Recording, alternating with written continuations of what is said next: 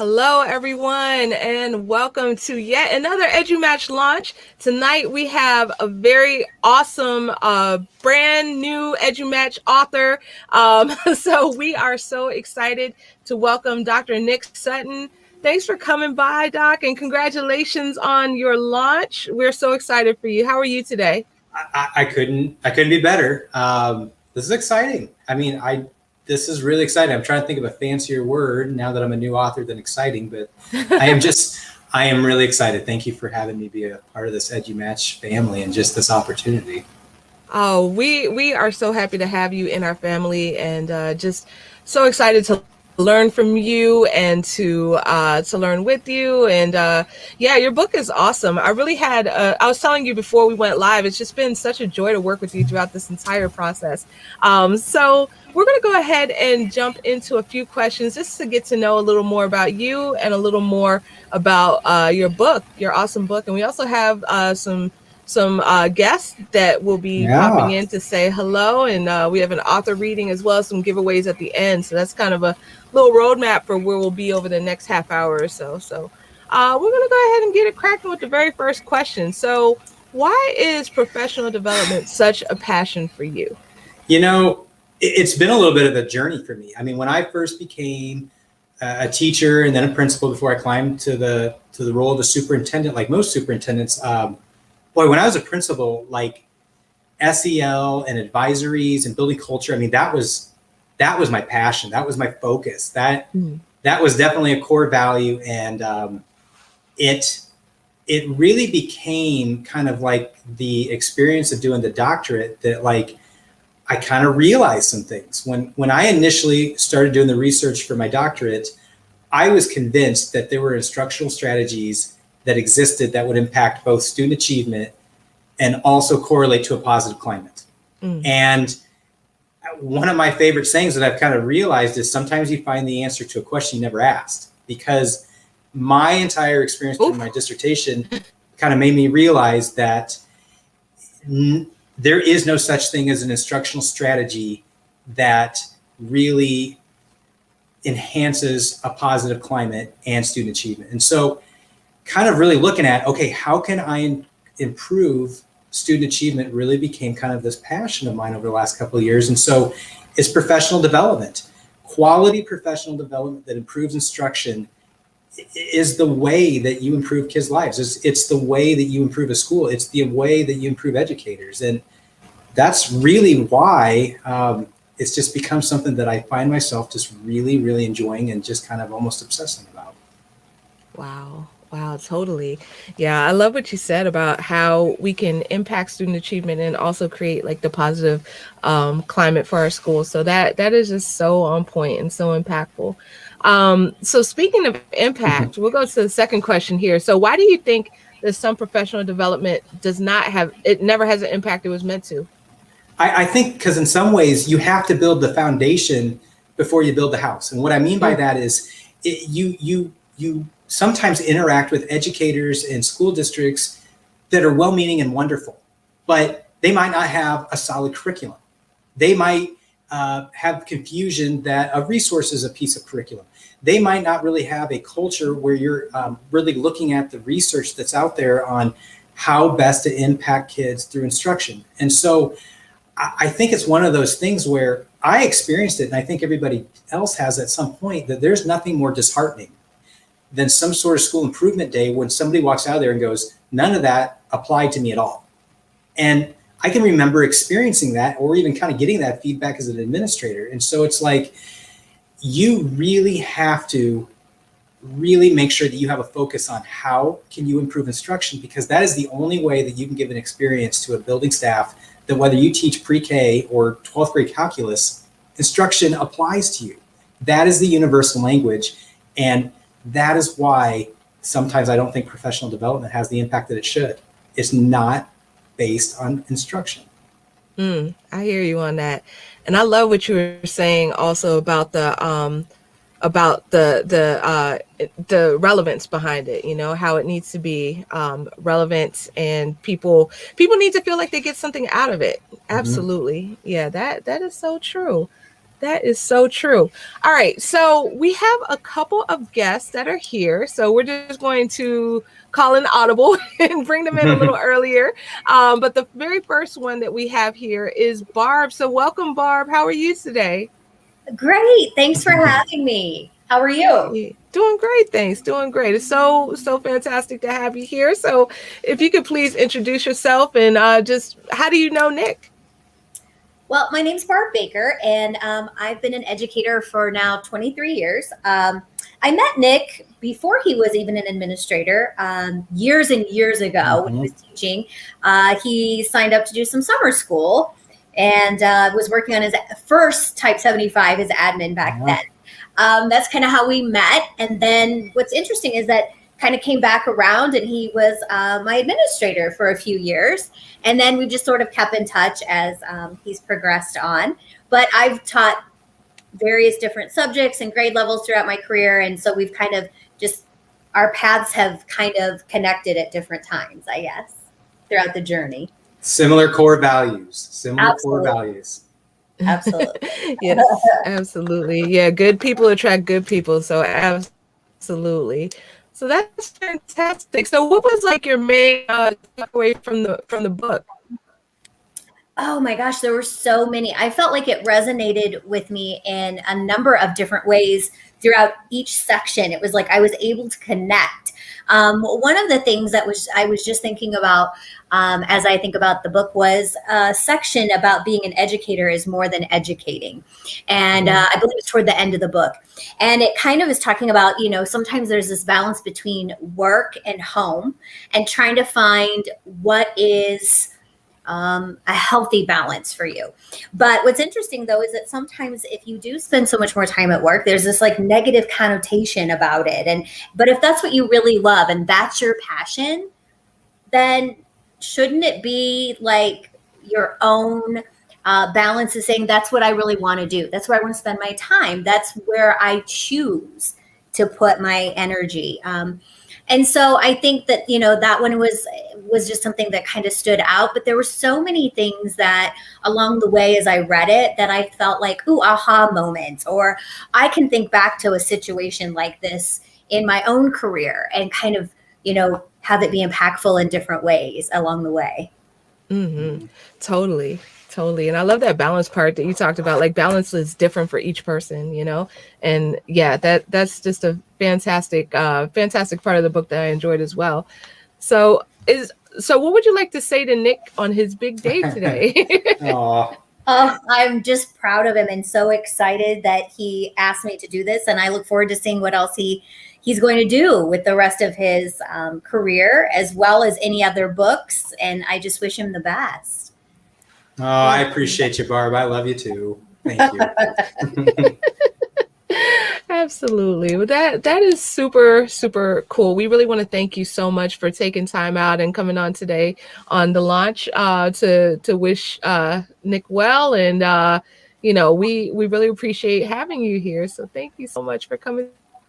Absolutely. Again, thank you for having me. Good luck, Nick. Love you. Thanks. Take care. You too.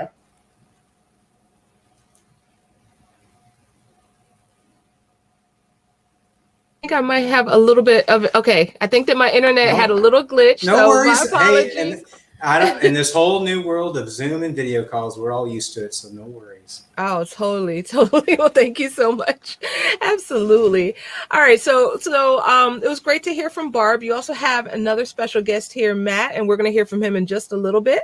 But just a couple more questions for you. So, do you think that all educators are always in a place, either personally or professionally, to be receptive to improving? What are your thoughts on that? The short answer is no, and we don't address that enough. And I think we work in this field where I think there's a lot of variables here. I mean, the first one is who wants to have, you know, their kid in a class where there's an educator that really sees themselves as anything but perfect. And I think we have to kind of get rid of that and say, no, it's okay. None of us are. None of us are.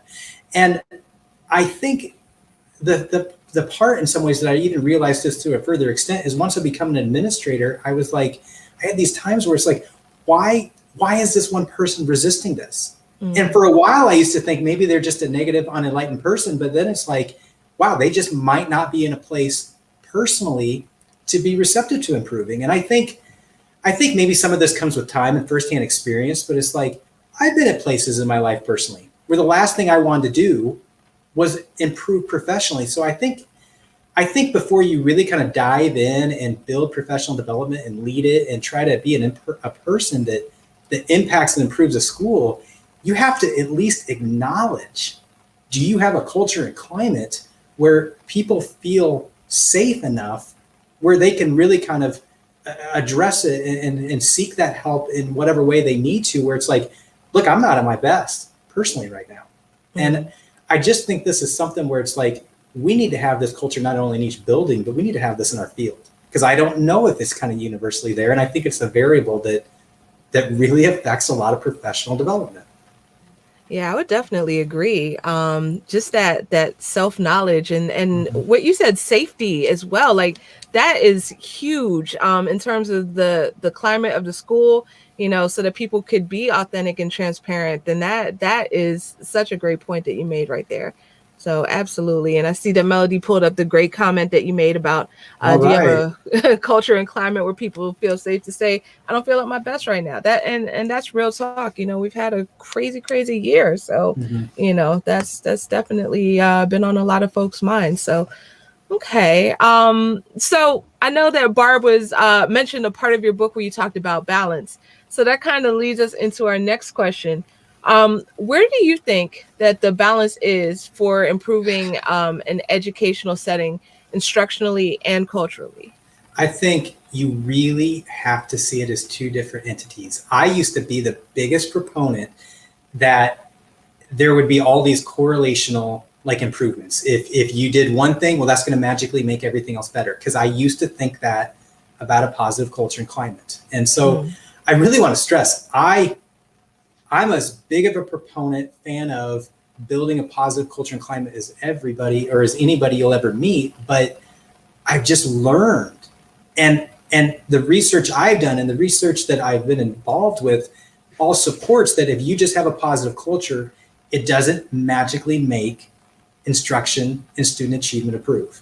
And I really had to realize that. And so it's like my book and a lot of what I talk about and just the educators that I hope to positively impact, the balance is really this. If you want to improve instruction, you have to have quality professional development that really bases it on conceptual, hands-on instructional strategies. And if you want to improve a culture, I honestly, the number one intervention that people can do is have administrative support. That is what the research in my book has indicated, from my dissertation, research I've done, firsthand experience. I mean, you really have to have these two separate interventions going to really have improvement in both of these realms. Yes, absolutely. So I love how you said that they're both kind of independent from one another, that one does not necessarily cause the other to be a thing. And you have to put that dedicated energy into both in order to have the optimal environment for your school. So that definitely resonates. And I had to learn that firsthand because I used to think it was the latter. Yeah, totally. And that makes so much sense. So I appreciate you bringing up that point. Yeah. So we are now going to hear from your second guest, Matt. Hey, Matt, how are you? Hey, Sarah, how you doing? Doing well. How about yourself? I'm doing okay. It's good to see you again. Good to see you too. Yeah, thanks so much for being here. And if you could please introduce yourself and let everybody know how you know Nick. Well, my name is Matt Jacobson. I am currently the online learning specialist for the Learning Technology Center of Illinois, which means I make online courses for teachers.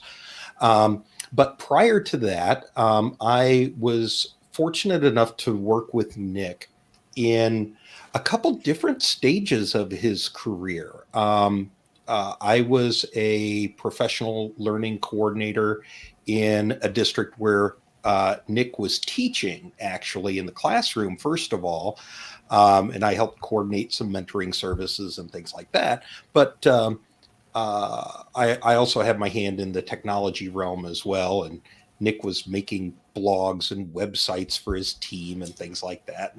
And then Nick went off to greener pastures and became a principal and circled back around to the same district as a building leader. So I got to work with Nick in leadership and planning of not only his instructional leadership, but also help support his professional learning leadership in his building as well. Oh, So that's how I know Nick. That is fantastic. And y'all have a podcast together too, yeah? We do. Oh, yeah, we do have that little side thing going on. Yeah. So it's called Learning Through Leading, and you can find that at www.learningthroughleading.com. And make sure you look up the episode where we interview Sarah Thomas. Oh, yeah. Oh, thanks. Thank you so much. I love you guys' podcast. Yeah. Oh man. Yeah. Y'all do such a great job. It's definitely a must listen to. Yeah. So what were some of your takeaways from the book, Matt? Well, I heard Barb talking earlier, and I heard you folks talking earlier about the people being in that good place where they're ready to learn professionally and grow professionally, and that certainly resonated with me. And sort of on that note, I just want to say, Nick Sutton, I hate you. I have been avoiding reading instructional and educational research for quite some time. And Nick says, all you have to do, come on the show, all you have to do is just read the summaries and wing it. It'll be fine. And I read the summaries and it's really good. I had to go back and wait, there's some profound stuff in this book. Oh, yeah. And I had to go back through and I read it like virtual cover to virtual cover because I got my Kindle today on launch. And it's really, really good. And I'm Nick isn't paying me to say this or anything like that. It's just really good. And Nick kind of weaves together not only the instructional leadership, the curriculum leadership, but also the professional learning leadership. It just all into one. You really can't have one without the other, right? Because good professional learning is just plain good learning. Yes. And one of the things that really resonated with me, in addition to the amazing graphics by Miss Addie, who are wonderful, wonderful. Nick, you're saying that climate has nothing. It's not the determinant of professional learning, but I truly believe, and you are a self-proclaimed climate guy. I've heard you say that before. I've got it on tape somewhere. But I do think it greases the wheels. If you have that positive climate, if you create that culture of collegiality, however you say that word, where people want to work together, then those wheels that you greased with positive culture really can start to roll toward those SMART goals. I love the graphic at the end of section 3, section 4, the graphic at the end where you kind of lay out your 4-step plan. You really start to look at data. You start to set up those SMART goals. You look at the professional learning and the learning techniques that gain the most ground, and then kind of wash, rinse, repeat. And you look at more data, and you talk with more people. And I think that culture and climate, while not the determinant, it's not one or the other. If you have good climate, just like Nick was saying, if you have good climate, you're going to have good scores. That's not the case, but necessarily the case. But if you do have a positive climate, it's easier to row that big boat together, all in the same direction. And that is really the key, I think, the key to what good professional learning is. It's collaborative. It's professionals sitting down in a room and talking, not as, hey, I'm the new guy and I think we need to move in this direction now, even though you've been going in a different direction for X number of years. It's, what do you think is best and how can we work together to get where we need to go? And that's the part that really resonated with me. And I gotta tell you, and I mean, it feels good, Sarah, that, people like Barb and Matt that I respect immensely, like it's very exposing to kind of write a book and to kind of have these little parts of it that are personal. And so it's, but I think doing that helps perpetuate kind of what I'm hoping is one of the messages in there, that like you have to really embrace educators where they're at, both personally and professionally, if ultimately you want them to improve their instruction for the benefit of kids. Right. Absolutely. The whole educator. I can dig it for sure. Well, for sure. And definitely Nick and I are also big proponents of getting out into those classrooms and walking around in them and seeing what's happening. Just that being visible and developing those relationships so that you can see what's happening in the classroom and recognize when those educators who maybe aren't in a place where they want to learn and grow yet, and you can start to pick out, let's look at an area where you might be interested. Let's do some peer walking. Love that stuff, Nick. That's good stuff. Well, very appreciated. Yeah. And kudos for you for seeing this through. It takes a lot of strength to put your ideas down on paper. I haven't done it yet, but Sarah, we're going to talk. Oh, yes. We will definitely talk. Absolutely. Oh, my goodness. But we really appreciate you being here today, as well as just your fantastic insight. Is there anything else that you want to share with Nick? I am so impressed with this guy. It is an honor to be able to extend the working relationship and the friendship that we have. And Nick, I would say I'm proud of you, but I didn't do a darn thing. So I got nothing to be proud of. I hope you are proud of yourself for getting this book out there. Well done. Thank you, Mr. Matt. I appreciate it immensely. Yes, we are all so happy that your words are out there, and people get to benefit from your experience and from your insights. So thank you. And thank you, Matt, for joining us tonight. So we look forward to seeing you more in the future. Okay, great, man. So we just heard from two amazing folks, including you. So that makes three amazing people. Right now what we'll do is an author's read. So you have a selection picked out for us? I do. This one was easy. It was easy. So I will jump right in, because this really did happen and it did have a profound kind of impact on myself.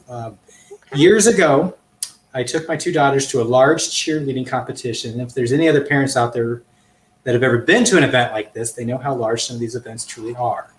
This particular one took place near Chicago. It was intense, to say the least, due to the volume of spectators.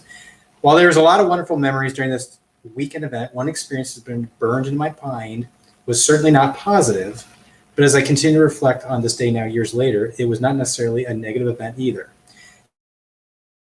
Instead, it was thought-provoking, and truly enough so that I still find myself reflecting on it even today.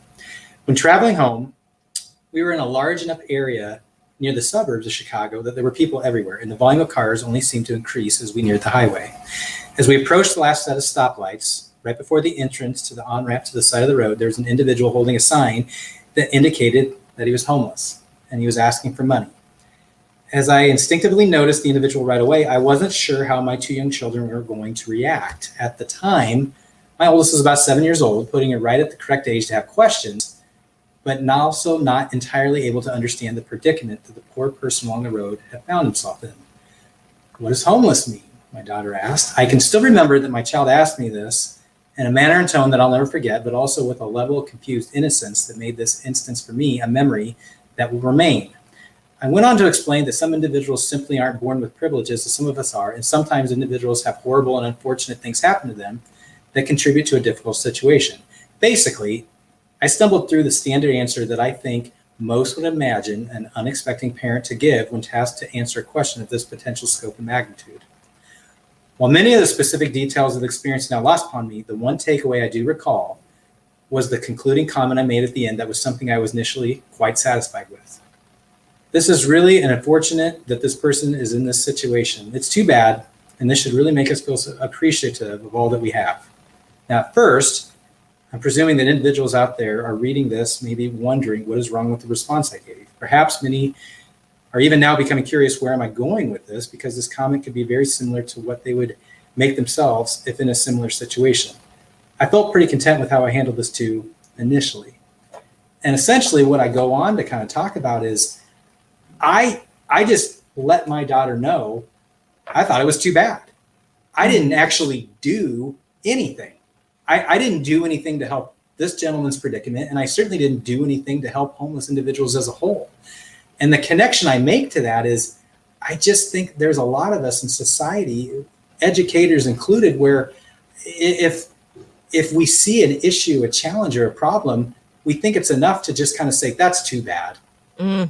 I can think of enough educational settings that I've been in where there's poor test scores, or there's achievement gaps, or there's discipline data that we're anything but proud of. And I fall into this trap too, that I go, that's too bad. I wish it was better. And there's too much just observation and acknowledgement of an issue rather than action and moving forward that we're going to address this. And so after this section, I really kind of go into, I don't want to be an educator that just says it's too bad that this kid is struggling, and be satisfied that I've let it be known that I wish they were doing better. I want to be somebody that really takes action and addresses it and improves it. And so I think we all have those experiences in life that become these kind of lifelong strange analogies. And for me, this experience with my two kiddos at a cheerleading competition, God, now almost 5 years ago, was kind of one of those things for me. Wow, that is powerful, and that's powerful that you could draw that analogy and just kind of apply it to education and a lot of the things that we see in our field, and I agree with you. There's a lot of talk, but not a whole lot of action, and the action's what's really going to be the differentiator. So yeah, so totally. So that section that you read was so powerful. So that kind of leads us into our final question.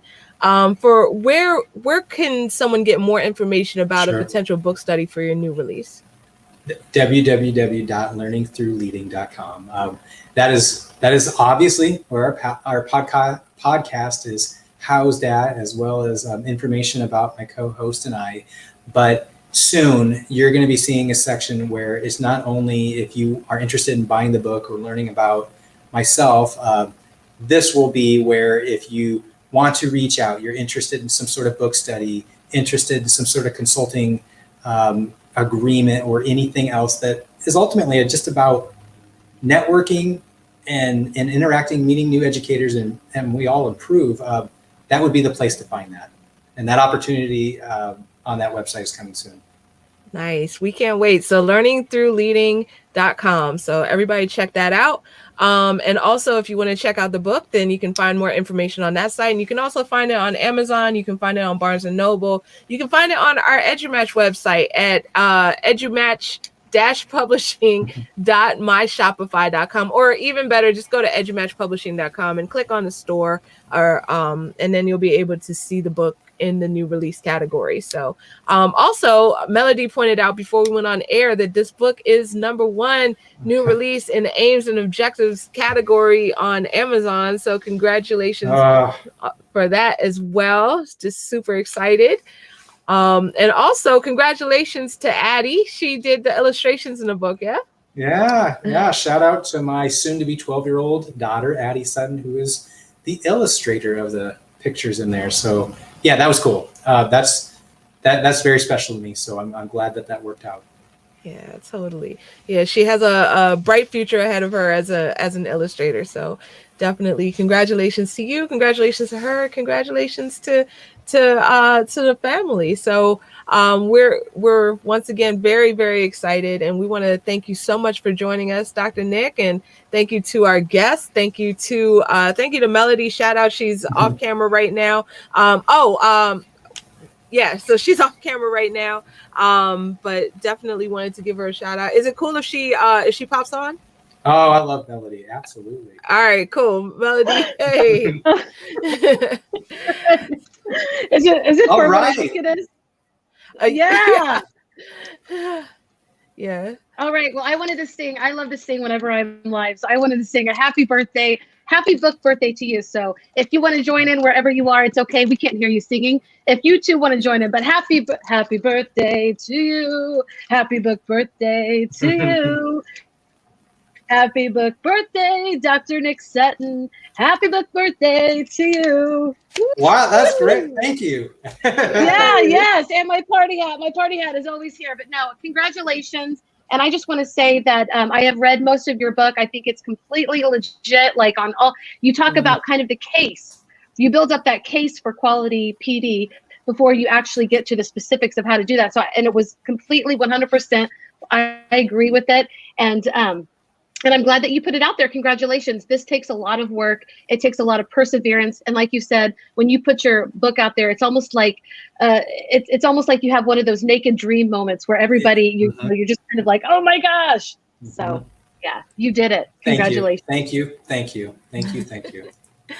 All right, thank you so much. And so thank you to everybody for watching. Thanks again, Dr. Nick, for everything that you're offering to the educational community. And we're going to go ahead and end the broadcast. So everybody be well, and we will see you next time. So take it easy, everyone.